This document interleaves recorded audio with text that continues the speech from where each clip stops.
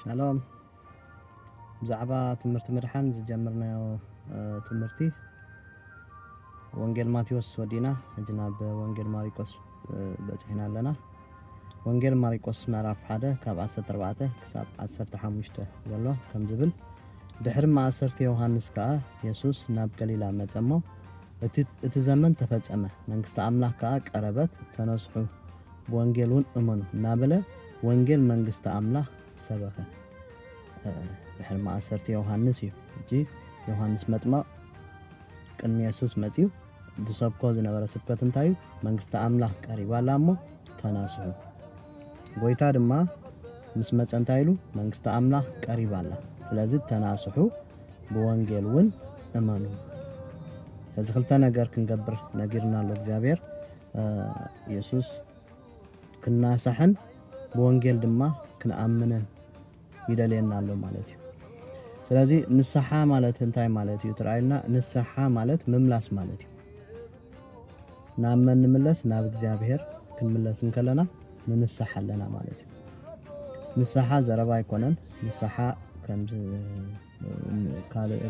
ዝመስለና ኃጢአት ጌርካ መንሳሕ ወይ ምንዛዝ አይኮነን። ንስሓ ህይወት እዩ። ናብ አምላክ ምምጻእ ኣነስ እግዚአብሔር ይሕሸኒ እግዚአብሔር ምምራጽ ማለት እዩ። ካብቲ ተኸዶ ዘለኻ መንገዲ ካብቲ መዓልታዊ ትሓስቦ ሓሳብ ትዛረቦ ዘረባ ትገብሮ ኩሉ ክፉእ ነገር ካብኡ ተመሊስካ ናብ እግዚአብሔር ምምላስ ማለት እዩ። ናብ ኢየሱስ ምምላስ። ስለዚ ተናስሑ ክብል ከሎ እግዚአብሔር ኢየሱስ ተናስሑ ክብል ከሎ እንታይ ማለት እዩ? ተመለሱ ናብ እግዚአብሔር ተመለሱ። እዚ ናብ እግዚአብሔር ንምለሰሉ መንገዲ ድማ ሓደ እቲ መንገዲ ንሱ ድማ ኢየሱስ ክርስቶስ ማለት እዩ። ስለዚ ሓደ ሰብ ኢየሱስ ክርስቶስ እንተረኣ ክቕበል ፈቃደኛ ኮይኑ ተናሲሑሎ ማለት እዩ። ተመሊሱሎ ናቲ ናይ እግዚአብሔር አቦ ናይ ምምላስ መንገዲ ሒዝዎሎ ተመሊሱሎ ጀሚርዎሎ እቲ መንገዲ ማለት እዩ። ካልኣይ ጎይታ እንታይ ኢሉ ተናስሑ ምስ በለ በወንጌል እውን እመኑ።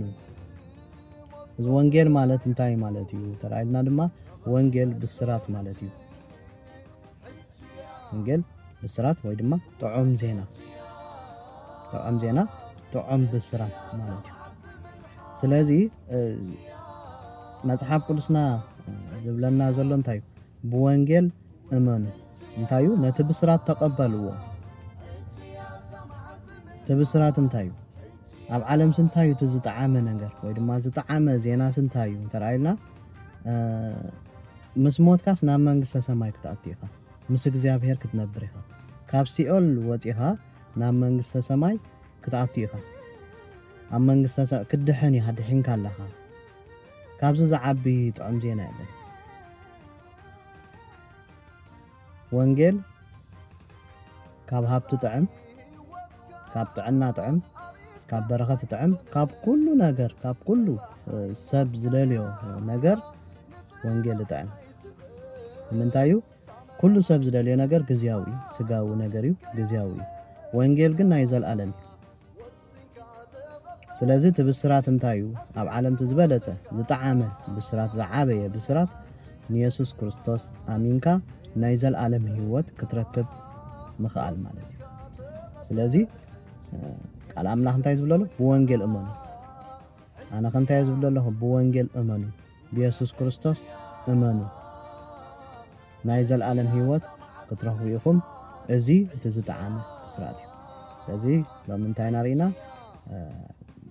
ወንጌል ማርቆስ ምዕራፍ 1 ካብ 14 ክሳብ 15 ዘሎ ጥቕሲ ድሕሪ ማእሰርቲ ዮሃንስ ከዓ ኢየሱስ ናብ ገሊላ መጸሞ እቲ ዘመን ተፈጸመ መንግስቲ አምላክ ከዓ ቀረበት። መንግስቲ አምላክ ቀሪባላ ስለዚ እንታይ ግበሩ? ተነስሑ በወንጌል እውን እመኑ እናበለ ወንጌል መንግስቲ አምላክ ሰበከ። ስለዚ ስብከትና ወንጌል እዩ። ብስራትና ወንጌል እዩ። ማንም ክርስቲያን እየ ዝብል ሰብ ዝኾነ ይኹን ሰብ ነዚ ናይ ምድሓን ነገር ዋጋ ይከፍለሉን ብነፃ እዩ። ብኸምኡ ብስራት ኮይኑ ዋጋ ትኸፍለሉ ተኾንካ ብስራት ኣይኮነን። እንታይ ደኣ ነፃ እንተኾይኑ ግን ብስራት እዩ።